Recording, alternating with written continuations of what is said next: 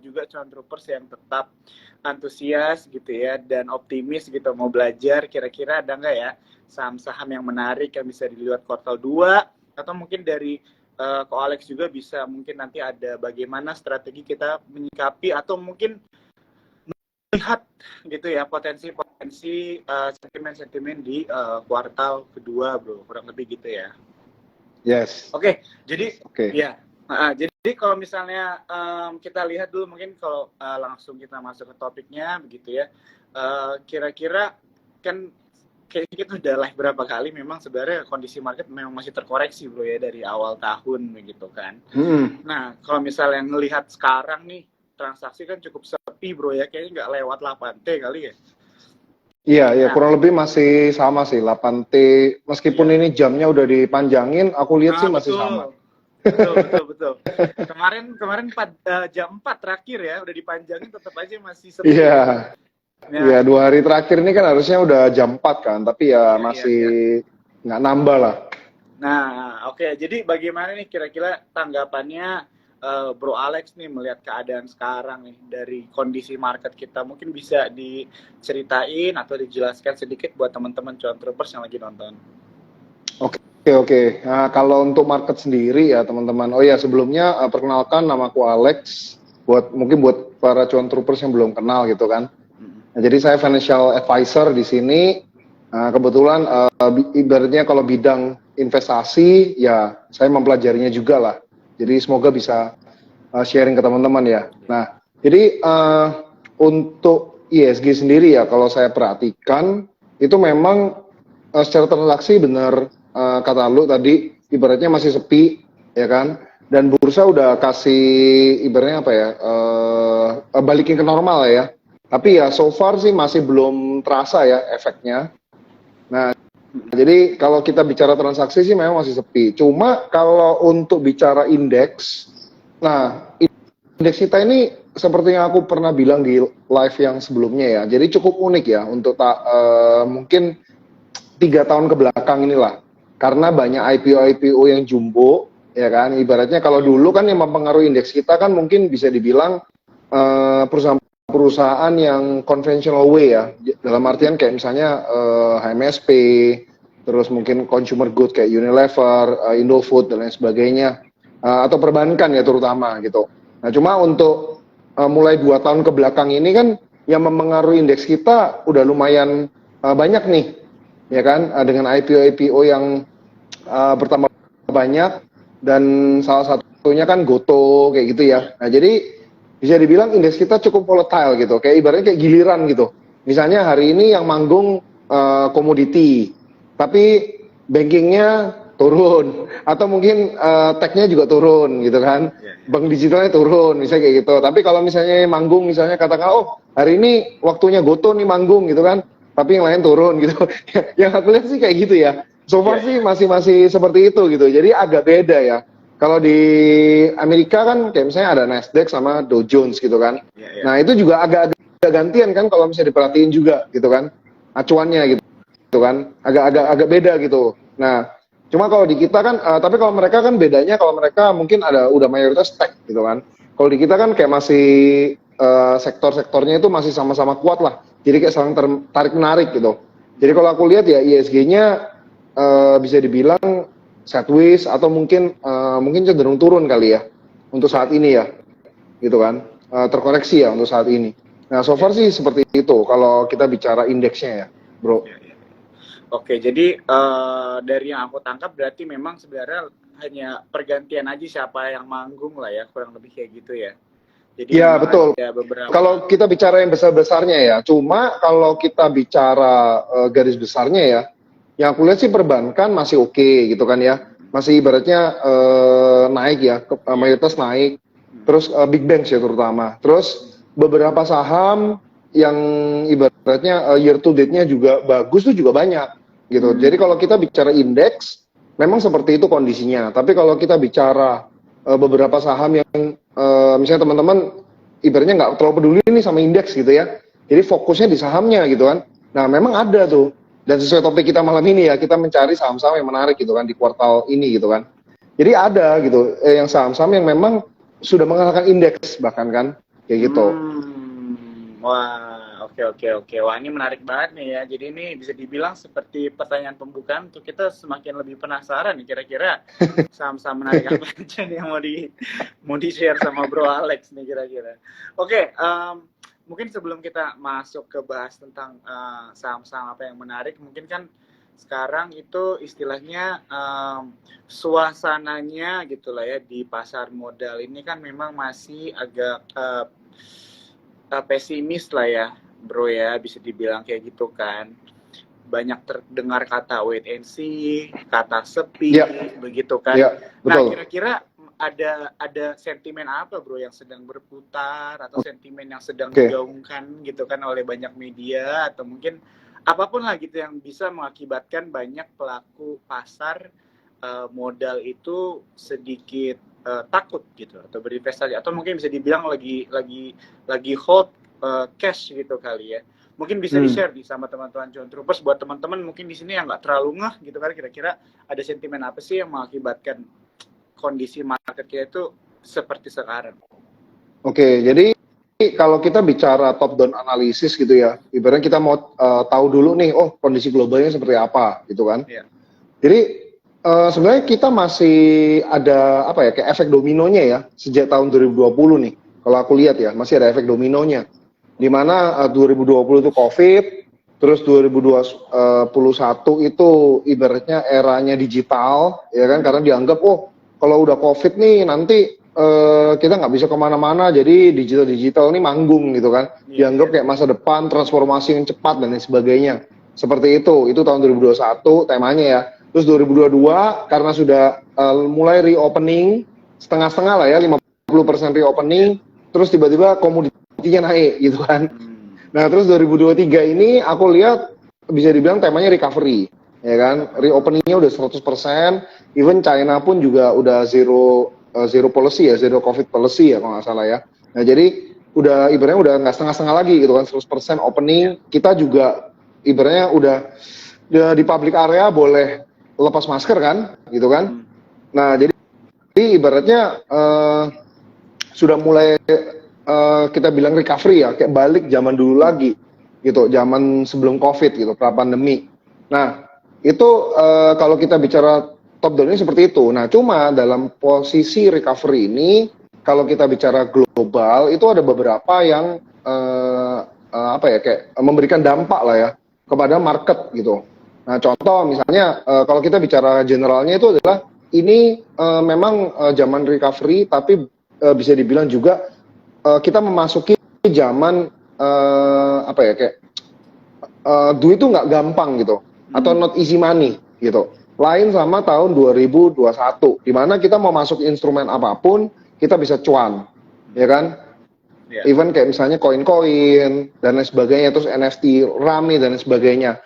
Nah, terus startup juga demikian. Nah, cuma karena kondisi pandemi itu ibaratnya menekan dunia, nah diperlukanlah yang namanya naikin suku bunga gitu kan untuk menekan inflasinya. Nah, jadi karena naikin suku bunga terus, akhirnya easy money-nya itu ibaratnya uang yang beredar di dunia ini jadi berkurang gitu kan, dan memang harapannya seperti itu.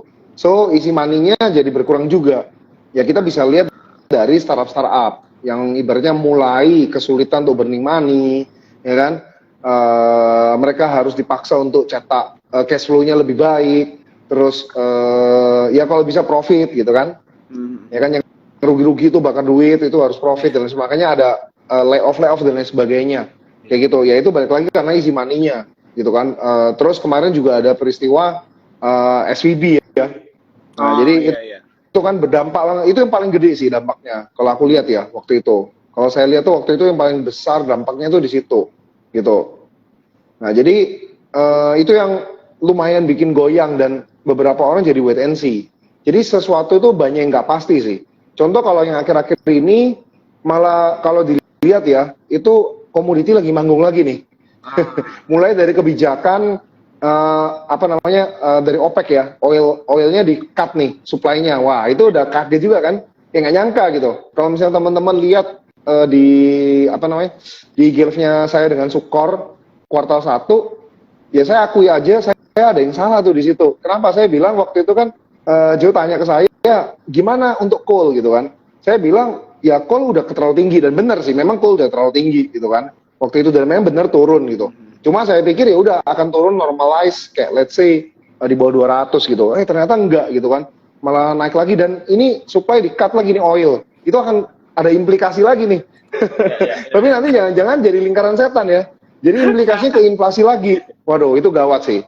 Gitu. Nah, itu sesuatu hal yang nggak pasti gini, kayak ibaratnya supply and demand-nya ini kayak lagi kacau ya menurut aku ya. Kayak misalnya banyak kebijakan-kebijakan, intervensi yang ibaratnya kayak kita nggak nyangka juga kan, kayak wah oilnya di-cut lagi supply-nya gitu kan. Naik lagi oilnya. Nah, itu kan kita nggak bisa duga gitu kan. Nah, yang kayak gitu-gitu tuh yang bikin investor juga agak apa ya, kayak wait and see ya bisa dibilang ya dalam hal itu gitu. Jadi uangnya udah nggak gampang, terus banyak yang mempengaruhi volatilitas gitu, seperti itu. Yang aku lihat seperti itu ya gambaran simpelnya ya.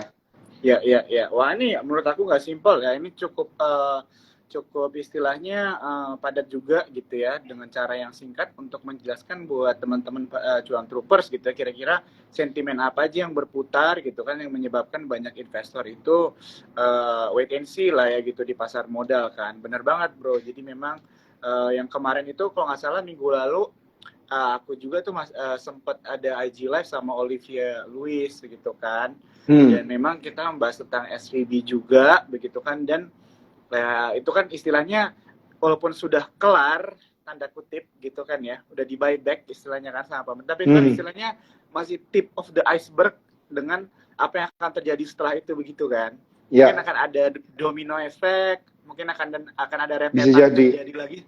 Betul. Begitu kan, dan jadi mungkin banyak orang itu play safe juga begitu kan. Betul. Dan tadi juga Bro Alex mention tentang easy money itu benar banget ya gitu. Jadi mungkin juga memang sekarang banyak orang mungkin transaksinya sepi gara-gara dulu menikmati istilahnya zaman angkatan COVID gitu ya. Wah, semua investasi naik gitu kan. Semua investasi gitu ya. Nggak cuma ngomongin saham nih, kayaknya semua investasi tuh seru aja gitu kan. Iya betul. Sekarang, mau masuk dimanapun pasti cuan gitu kan. Dulu kayak gitu. Tapi sekarang reality udah mulai hit gitu kan, dan ternyata investasi itu memang naik turun begitu kan.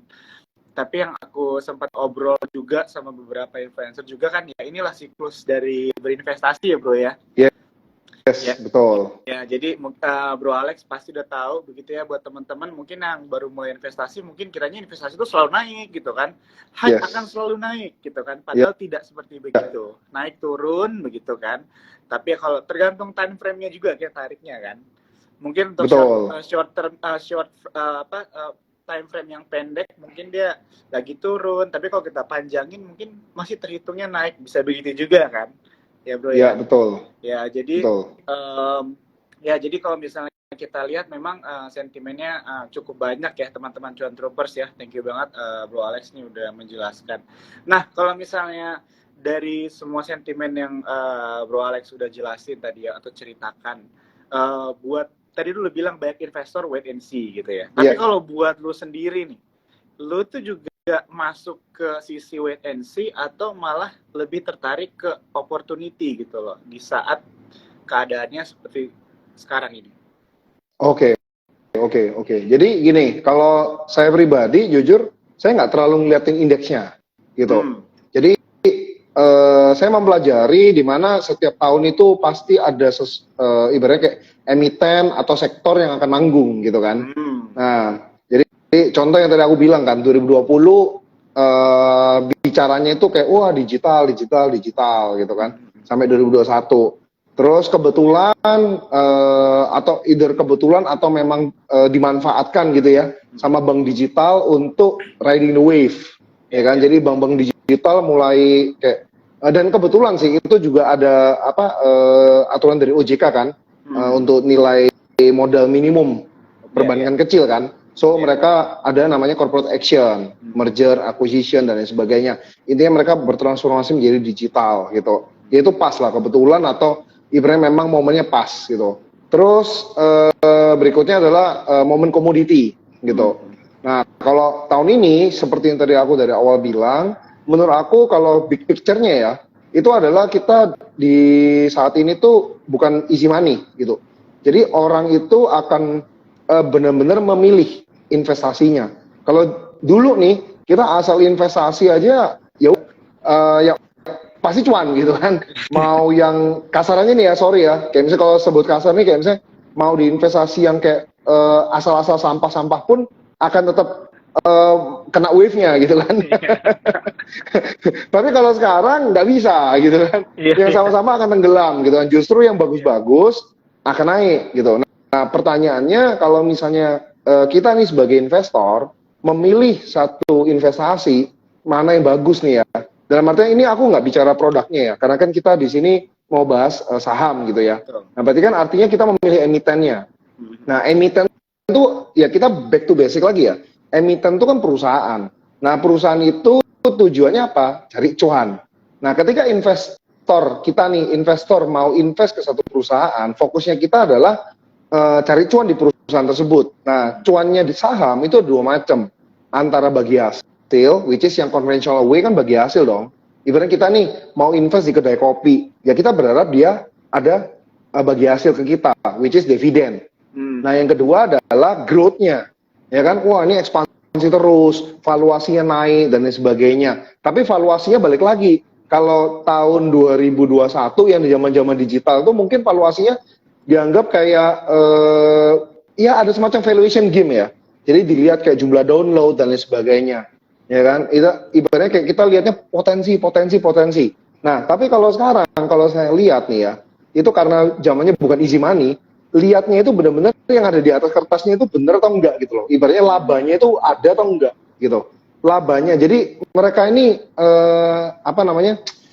growth-nya ini berdasarkan cash atau pakai uang. Halo? Ya. Keputus ya? Keputus tadi ya?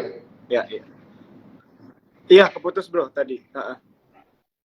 Oke, jadi aku ulang dikit ya. Jadi boleh. Karena zamannya bukan easy money, jadi fokusnya investor sekarang itu mencari perusahaan-perusahaan yang memang bisa memberikan dividen, yang tadi aku bilang bagi hasil, atau punya growth yang bagus. Tapi growth-nya ini ibaratnya bukan valuation game lagi, jadi bukan lihat kayak opportunity dan lain sebagainya, tapi mereka lebih lihat ibaratnya, oh ini ekspansinya pakai labanya, di reinvest, atau mereka akuisisinya pakai ibaratnya dananya mereka dan lain sebagainya, atau mereka berusaha mengurangi hutang dan lain sebagainya. Nah, itu lihatnya di situ sih.